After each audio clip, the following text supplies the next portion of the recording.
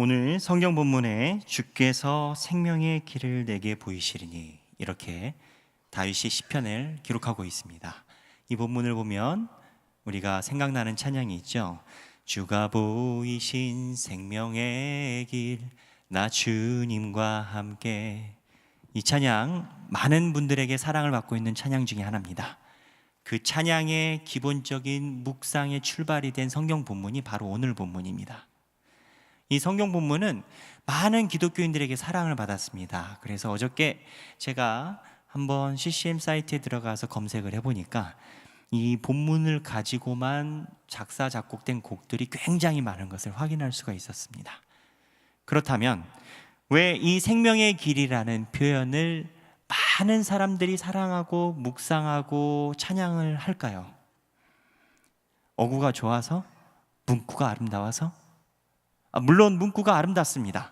그러나 그 내용만 알고 있으면 사실 다윗이 이 생명의 길이라는 이 문구를 하나님 앞에 올려드리는 깊은 묵상을 놓치게 됩니다. 무슨 말이냐면 다윗이 이 생명의 길이라는 문구를 표현한 데는 나름대로 깊은 묵상이 있어서 나온 결정체였습니다. 이 다윗의 묵상, 생명의 길이 무엇인지 우리가 알아보려면 사실 다윗이 가지고 있는 이 시를 쓸 때 어떠한 상황에 있었는지를 한번 되짚어 봐야 됩니다. 다윗이 어떻게 이 시구를 썼을까요? 찬양을 불러보면 주가 보이신 생명의 길, 아주 경쾌하고 희망적이고 복음적인 내용이지 않습니까? 그런데 이러한 희망적인 내용과는 달리 아이러니하게도 다윗이 이 시편을 쓸 때는 굉장한 고통 중에서 이 시를 썼습니다. 오늘 시편 16편 11절인데 11절에 앞서서 이 시를 시작한 1절의 내용을 보면 하나님이여 나를 지켜주소서 내가 주께 피하나이다, 딱 언급을 해놓고 시작을 합니다. 무슨 말이냐?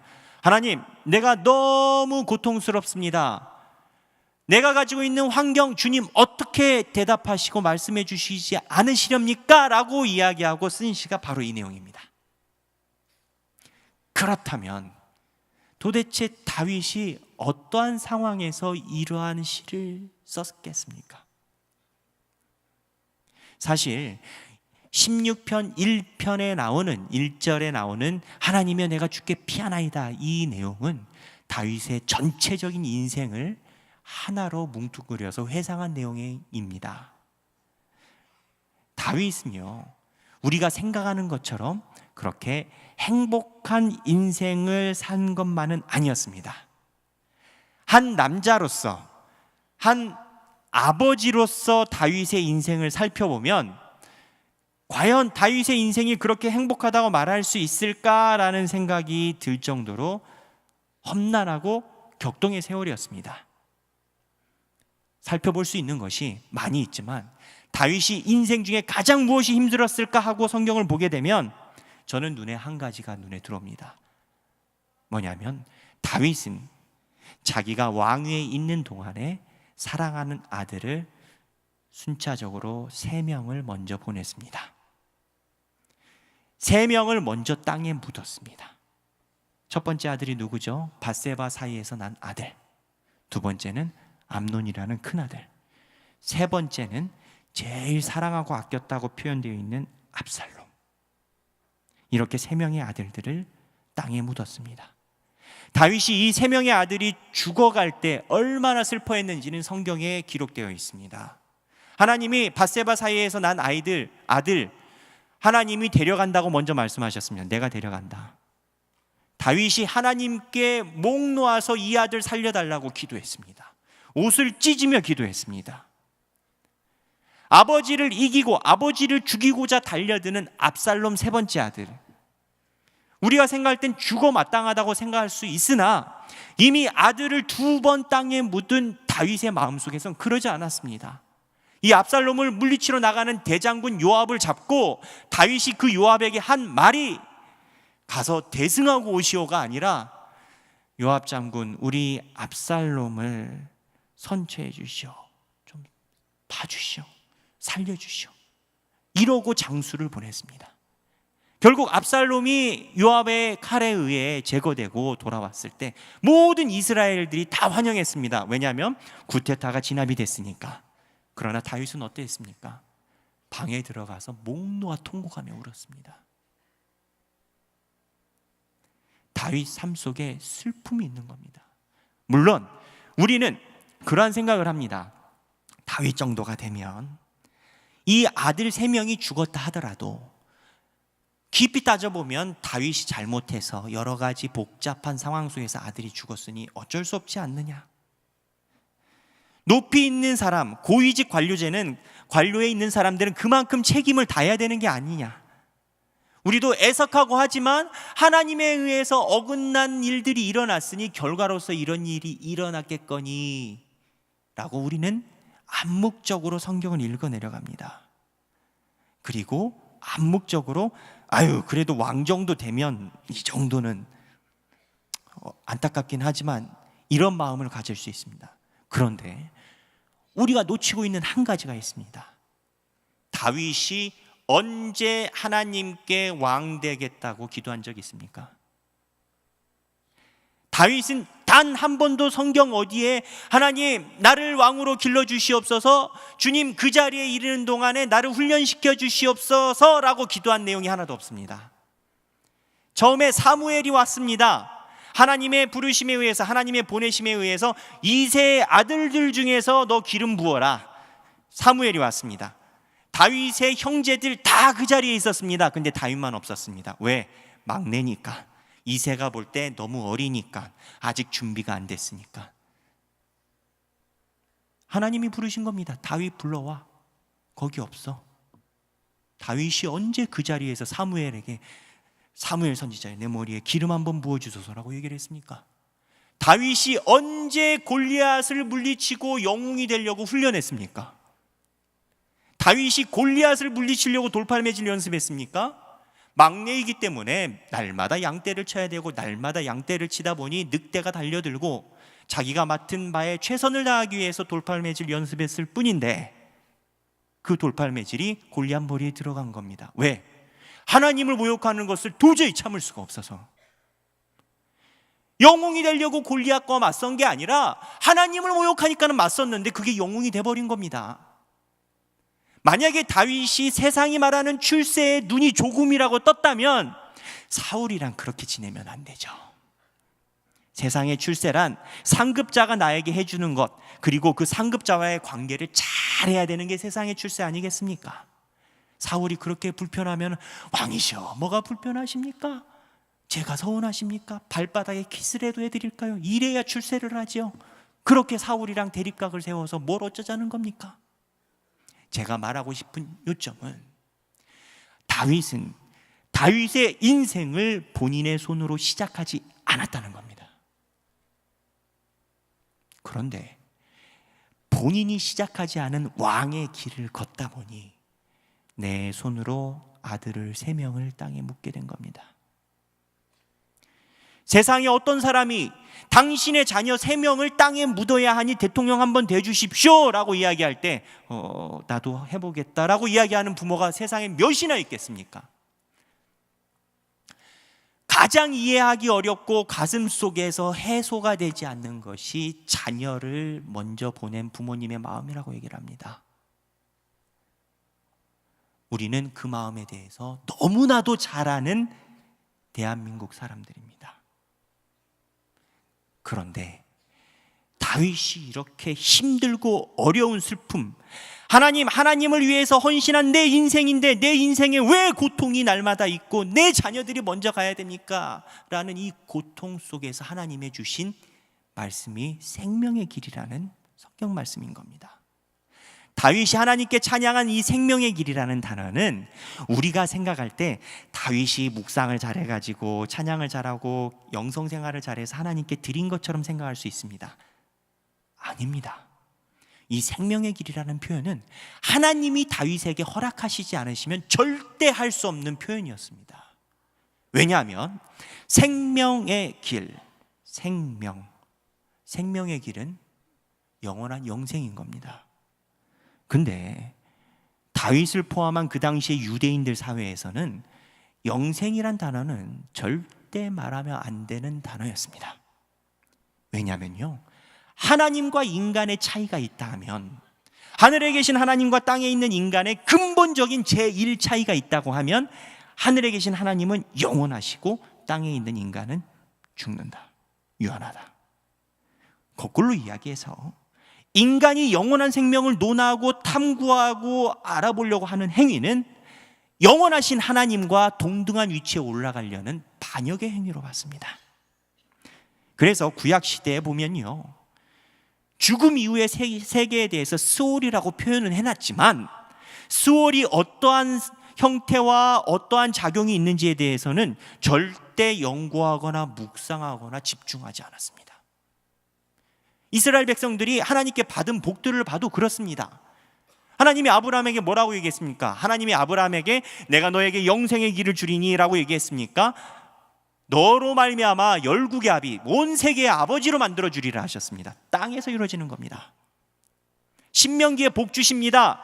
하나님의 자녀에게는 1000대까지 복을 주시고, 하나님이 저주하는 자는 3대에 저주 주신다고 합니다. 땅에서 이루어집니다.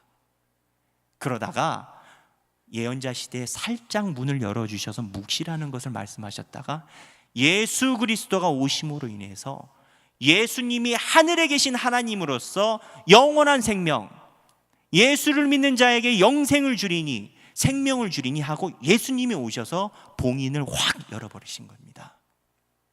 제가 말하고 싶은 핵심은, 다윗은 예수님보다 1000년 앞서서 생명의 길을 지금 이야기하고 있는 겁니다. 다윗이 이야기하는 지금 이 생명의 길은 하나님이 허락해 주시지 않으시면 감히 묵상 중에 나올 수 없는 말씀인 겁니다. 예수님의 제자들이 왜 유대인들과 싸웠습니까? 유대인들이 볼 때 영생에 관해서 예수님의 제자들이 함부로 입에 담으니까 가만히 둘 수가 없었습니다. 그래서 사도행전 2장과 13장에 보면 베드로와 바울이 신랄하게 싸웁니다. 그러면서 너희들 잘 몰라서 하는 건데, 하나님이 이미 1000년 전에 우리의 다윗 왕에게 영생을 말씀하셨어. 생명의 길을 이야기하셨어. 예수님이 오셔서 율법의 완성으로 그거를 결론을 지으신 것 뿐이야. 그게 어디에 있는지 알아? 시편 16편 11절이라고 얘기를 합니다. 하나님이 이러한 1000년을 앞선 축복을 왜 다윗에게 주셨습니까? 하나님에 의해 시작한 인생, 하나님만 바라보고 걸었던 인생, 너무나도 힘든 십자가를 매게 되어 고통 중에 있는데, 그 고통, 세상의 어떤 것으로도, 세상의 어떤 단어로도 위로가 될 수 없기에 하나님이 다윗에게 위로로 생명의 길을 보여주신 겁니다. 여러분, 그러면 생명의 길이 뭡니까? 뭐가 생명의 길입니까? 공중에 떠 있는 것 같은 겁니까? 요즘은 이 말하기가 참 어려운 시대가 되었습니다만, 저는 생명의 길이 천국이라고 믿습니다. 하나님이 계신 그곳이 천국이고, 하나님이 계신 그곳이 생명의 영원한 길이라면, 하나님이 다윗에게 이 땅의 것이 아닌 하나님의 나라, 하나님이 계신 천국을 다윗에게 보여주시면서 위로를 하신 겁니다. 예수 믿으면 복 받고 잘 살기를 원합니다. 예수를 믿으면 복을 받습니다. 받아야 합니다. 하지만 때로는 예수님을 믿어도 너무 힘들 때가 있습니다. 그리고 힘든 걸 넘어서 이 상황이 주님 앞에 도저히 이해가 되지 않을 때가 있습니다. 제가 미국에서 공부하고 한국으로 돌아오기 전에 섬겼던 교회가 있습니다. 그 교회는 다른 교회와 다른 독특한 것이 있었습니다. 교인이 불과 100명 남짓 되지 않았는데, 그 교회는 놀랍게도 자기 교회를 가지고 있었습니다. 이게 우리들에겐 피부로 잘 안 와닿죠. 이민교회들은요, 생활 형편이 어렵고 교회가 어려워서 자기 소유의 건물을 가지고 있는 교회가 거의 없습니다. 그런데 100명 정도밖에 모이지 않는 교회에서 자기 소유의 건물을 가지고 있다는 것은 대단한 거였습니다. 그래서 제가 그 교회 부임해서 살펴봤습니다. 도대체 이 교회는 어떠한 남들이 모르는 무언가가 있을까 살펴봤습니다. 물론 많은 교인들의 헌신이 있었지만 중요한 걸 하나를 제가 직접 접하고 보게 됐습니다. 그 교회가 세워지게 된 배경에는 장로님 그리고 장로님의 형제분들이 계셨습니다.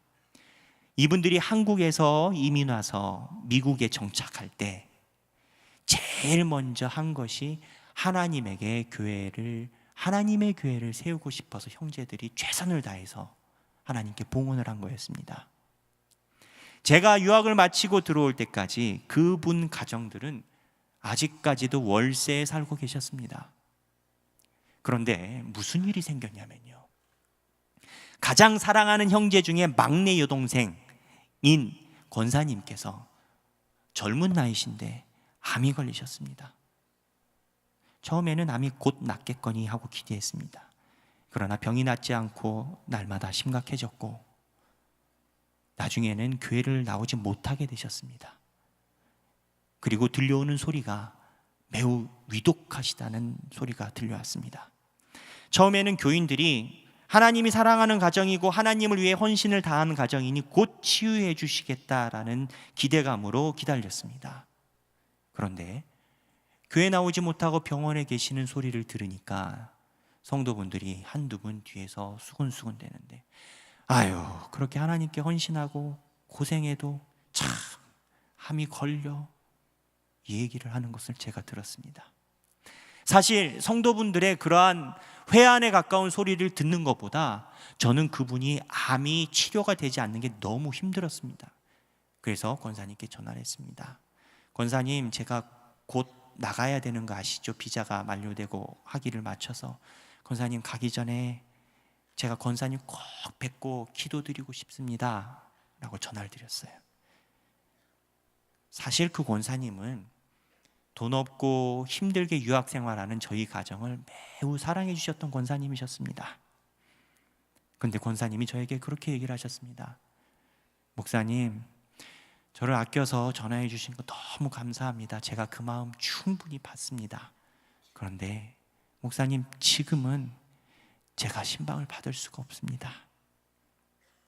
도저히 마음이 신방을 받기가 어려울 것 같습니다. 죄송합니다 라고 말씀을 하셨습니다. 이 말을 저뿐만이 아닌 그 교회를 섬기고 있는 담임 목사님에게도 똑같은 말씀을 하셨습니다. 저는 마음속에 생각했습니다. 아, 권사님이 사망의 음침한 골짜기를 지나고 계시는구나. 권사님 마음속에 이런 마음이 왜 안 드셨겠습니까? 하나님을 위해서 평생을 헌신하는 가정, 미국에 오자마자 그 힘든 생활을 다 견뎌가면서 어렵게 자리 잡았는데 내 집을 월세로 낼지언정 하나님의 집이 저렇게 허름한 걸 볼 수 없어서 온 형제가 다 힘을 합쳐요 주님께 하나님의 전을 바쳤는데 나에게 암이라니, 그것도 도저히 손을 댈 수 없는 암이라니. 저는 결국 권사님을 신방을 하지 못하고 한국으로 돌아왔고 얼마 지나지 않아 별세하셨다는 소식을 들었습니다. 가슴이 너무 아팠습니다. 장례식장을 가지도 못하는 이곳에 있는 제 처지가 너무 힘들었습니다. 그런데 그 교회에서 오랜만에 한국으로 나오신 집사님이 계셨습니다. 그 집사님을 만났는데 집사님이 이렇게 이야기하셨습니다. 목사님, 그 권사님이요, 목사님 나가실 때만 해도 그렇게 신방을 안 받으셨는데 돌아가시기 한 달을 남겨두시고 의식이 없으실 때는 하나님의 얼굴을 뵙고 하나님과 대화하시고 본인과 함께할 천국의 모습을 보고 의식이 깨어나시고, 의식이 깨어나시면 하늘에서 본 하나님의 나를, 하나님의 땅을 우리들에게 말씀해 주셨어요. 그래서 남은 한 달 동안에는 저희들 다 신방 갔고요, 신방 오라고 하셨고 권사님이 날마다 배우고 오는 하나님에 대해서 간증을 들었어요. 그 얘기를 듣고 나서 저희 교회는 하나가 됐습니다 라는 이야기를 접해 들었습니다. 여러분, 하나님이 다윗의 인생 세상의 것으로 보상해 줄 수 없기 때문에 세상의 어떠한 금은 보화로도 아들 셋을 땅에 묻은 다윗의 마음을 보상해 주실 수 없으셨기 때문에 무려 1000년을 앞질려서 생명의 길을 보여주셨습니다. 우리가 하나님을 위해 선택한 인생, 때로는 어려움과 슬픔에 봉착할 수 있습니다. 그때 하나님께서 다윗과 똑같은 생명의 길을 우리에게도 허락하십니다. 제가 아는 어떤 집사님은 삶에 어려움이 많으십니다. 부채가 있습니다. 심각합니다. 그러나 그 부채가 하나님의 뜻대로 살고자 하다가 생긴 부채입니다. 가난한 사람을 도와줘서 생긴 부채입니다. 어떠한 사람은 목숨을 내놓고 기도하고 계십니다. 제가 아는 어떤 집사님은 남편이 암에 걸려서 1년 넘게 하나님께 기도를 했습니다. 살려달라고. 왜냐하면 아이들이 너무 어려서 이 아이들을 어떻게 하시냐고. 그 딱한 사정을 알고 교구에 있는 모든 식구들이 눈물로 1년 넘게 기도를 했습니다. 그런데 하나님이 데려가셨습니다. 저도 얼마나 간절히 기도했는지 모릅니다. 근데 하나님이 그렇게 데려가실 때 마음이 너무 먹먹하고 아팠습니다. 그 집사님과 아이들을 보자고 해서 만났습니다. 식사를 하고 아이들과 이야기를 하는데 초등학교 다니는 큰애가 저에게 이렇게 물어봤습니다. 목사님, 근데 하나님은 왜 우리 아빠를 데리고 갔어요? 하나님은 왜 우리 아빠를 데리고 갔어요? 라고 물어보는데 제 마음이 돌덩이처럼 무거워졌습니다. 눈물이 나는 것을 간신히 참았습니다. 여러분, 하나님을 믿고 살아가도 때로는 우리가 대답하지 못하는 현실들이 너무나 많습니다. 그러나 이 세상의 언어와 이 세상의 지식과 이 세상의 경험으로 도저히 대답할 수 없을 때 하나님이 생명의 길로 위로하실 줄로 믿습니다. 한 사람은 이렇게 찬양을 지었습니다. 하나님께로 더 가까이 갑니다. 고통 가운데 계신 주님, 변함없는 주님의 크신 사랑, 영원히 주님만을 섬기리. 다윗에게 보여주셨던 생명의 길, 하나님의 길을 살다가 답도 없는 문 앞에 서 있는, 때로는 그 문 앞을 피하고 싶지만 피할 수 없는 우리 인생에 주님이 충만히 내려주시는 은혜가 되시길 주님의 이름으로 축원합니다. 기도하겠습니다.